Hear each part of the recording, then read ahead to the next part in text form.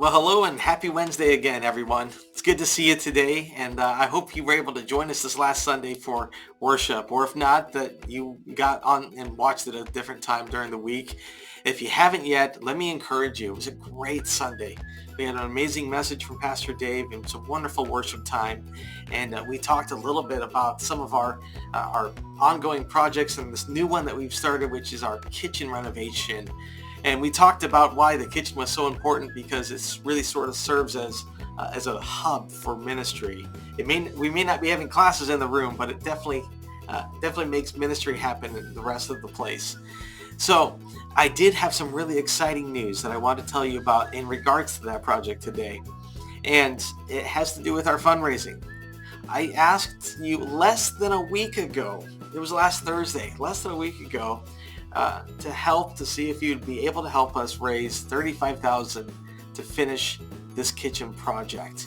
And I gave us all the way to the end of June to help work that out. But I have some encouragement and some exciting news today. Less than a week in, we have already seen $13,000 donated.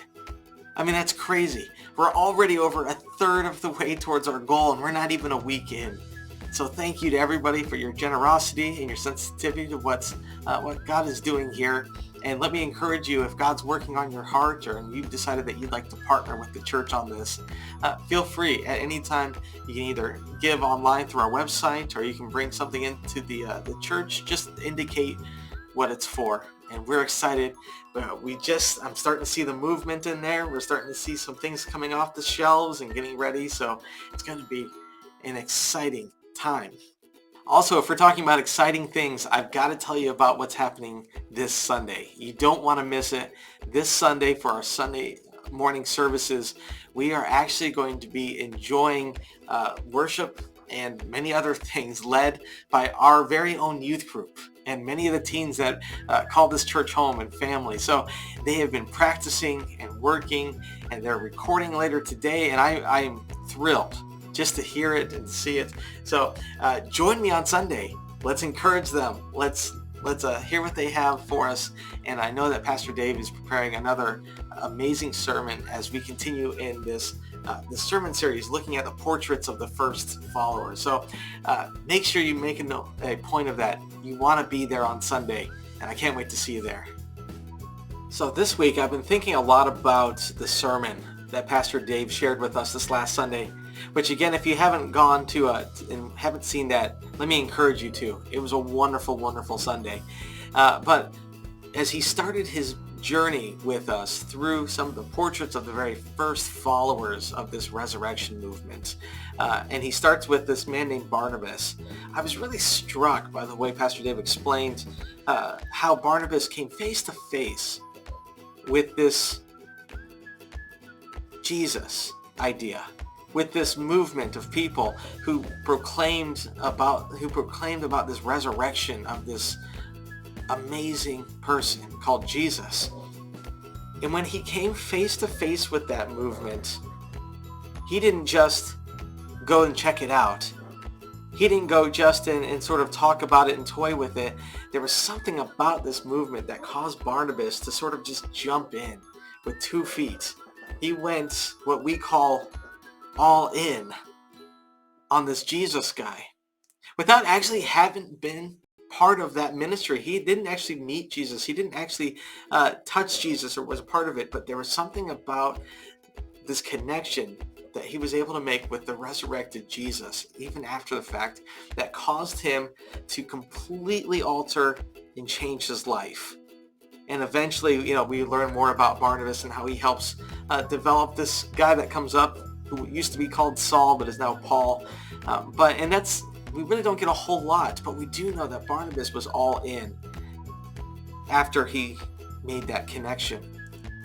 And I find it really challenging because even I'm a pastor, and many of you have actually been following Jesus for many years, longer than I have even been alive. And yet I'm always amazed by whenever I get to these moments where I'm asking myself, am I all in? Have I really given everything to him?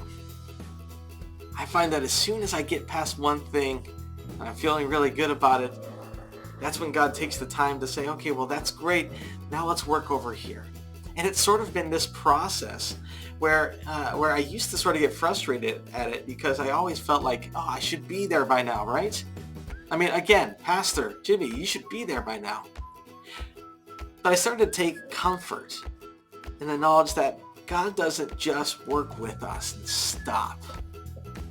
When we make the decision to go all in, he makes the same decision with us to go all in with us. And so he doesn't like to leave us as we are. He doesn't like to leave us as good enough, but he takes the time as this loving parent to continually grow us and to guide us, to gently direct us, sometimes not so gently. But today I want to ask, what is God leading you towards or away? Have you made the decision to be all in? Have you opened up your mind and your heart to the concept that, you know what, maybe God's not done with me yet. Maybe I'm still walking down the road. It can look like a lot of different things to different people and different points of life.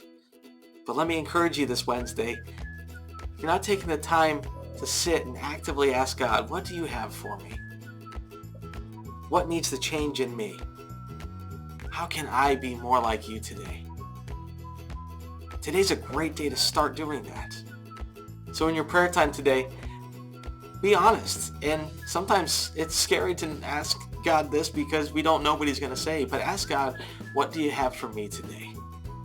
How can I continue to make myself more like you? I guarantee he's got something great for you today. So as you continue on your day and your week, know that I'm praying for you. The staff is praying for you. The leadership is praying for you. We have so many people in your corner today that are hoping and praying God's blessings on your lives today, and that he would make himself real and known to each and every one of us. Thank you again for being part of this wonderful family. And until we meet again, we'll see you soon.